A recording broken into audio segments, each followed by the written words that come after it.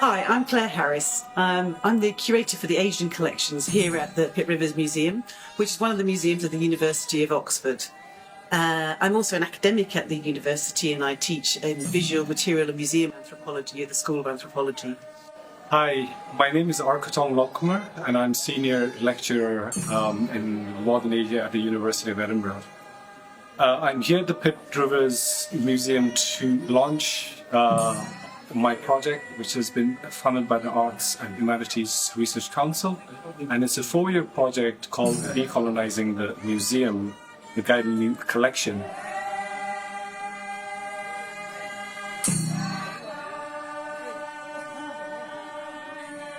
Gaidinliu was a 16-year-old Naga prophetess who was imprisoned by the British in 1932. And when she was caught and imprisoned, they confiscated all of her material kind of objects in her possession, including her clothes and everything. And part of the project is to try and kind of examine the collection and think about digitally repatriating them to the communities in India.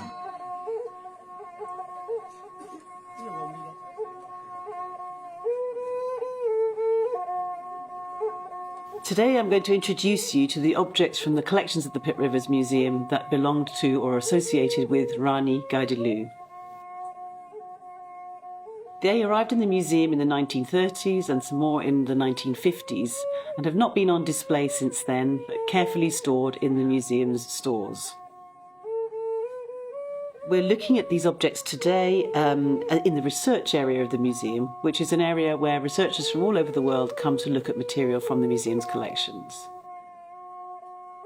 We're starting with a set of objects associated with Gaidinliu that were collected by James P. Mills, the Deputy Commissioner for the Naga Hills District in the 1930s.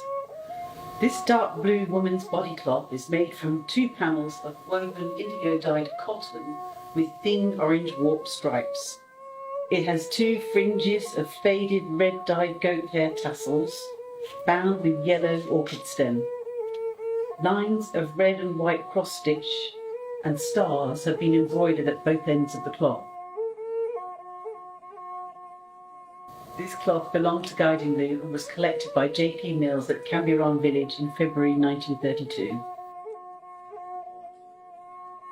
This white and red cloth is usually worn around the waist by young women. The fabric is made of 2 panels of woven white cotton with a red band along each edge. At either end, a complex pattern in red and black has been worked in, and an elaborate fringe of tasselled yellow orchid stem and coloured braids has been attached at the top and the bottom.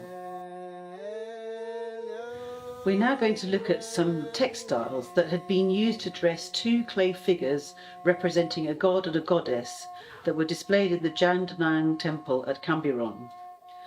When British officers arrived at the temple, they believed that the figures bore, I quote, a strong resemblance to Jandanang and Gaidinliu.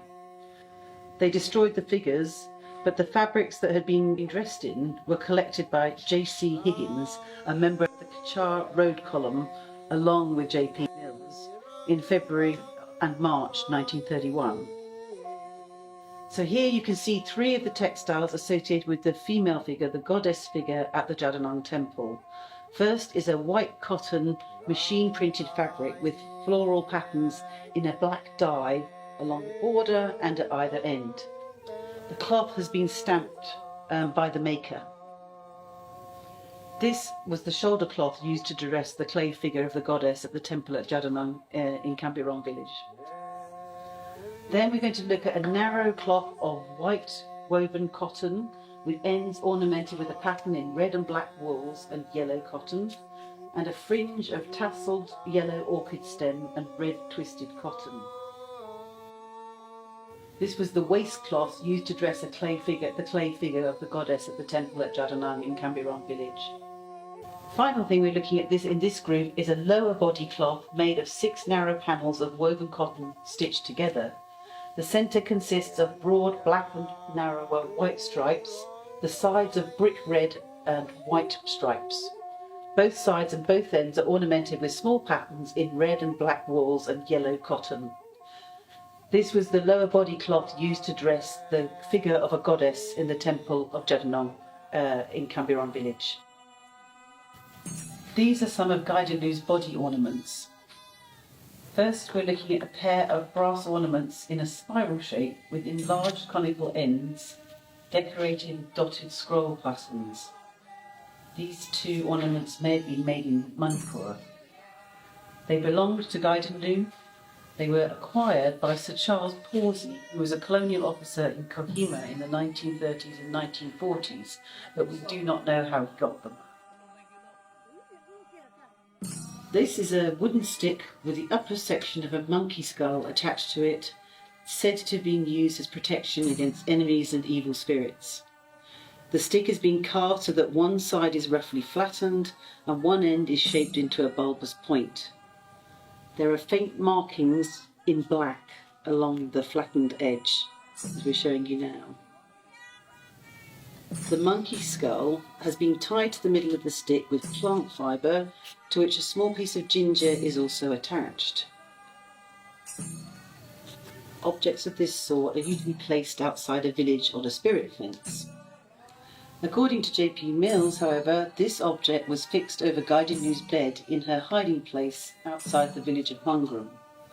Mills reported that he found it a few minutes after she had escaped on the 17th of March 1932. We're looking at three